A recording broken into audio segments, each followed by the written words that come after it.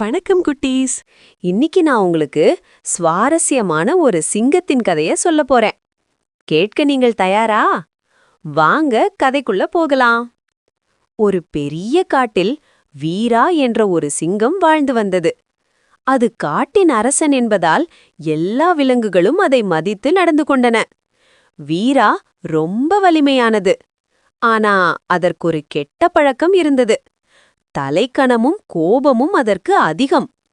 நான் தான் காட்டின் ராஜா, என்னை விட பெரியவன் யாருமில்லை என்ற எண்ணம் கொண்டது. காலநிலை மாற்றம் காரணமாக அந்த ஆண்டு காட்டின் மழை பெய்யவில்லை. குளங்கள் மற்றும் ஆறுகள் எல்லாம் வறண்டு போச்சு. எல்லா விலங்குகளும் தண்ணீர் இல்லாமல் தவித்தது. மான், யானை, குரங்குகளெல்லாம் தண்ணி தேடி அலைந்தன. வீரா சிங்கத்துக்கும் தாகம் அதிகமாயிடுச்சு. எங்காவது தண்ணி கிடைக்குமா என காட்டுக்குள்ள நடந்து போனது.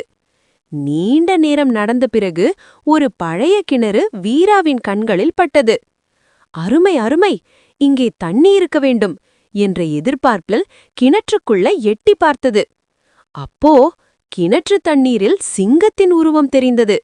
அதை பார்த்த வீராவுக்கு கடுமையான கோபம் வந்தது.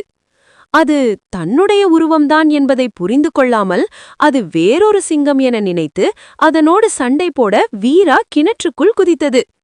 குதித்ததும் தண்ணீரில் தெரிந்த சிங்கம் காணவில்லை.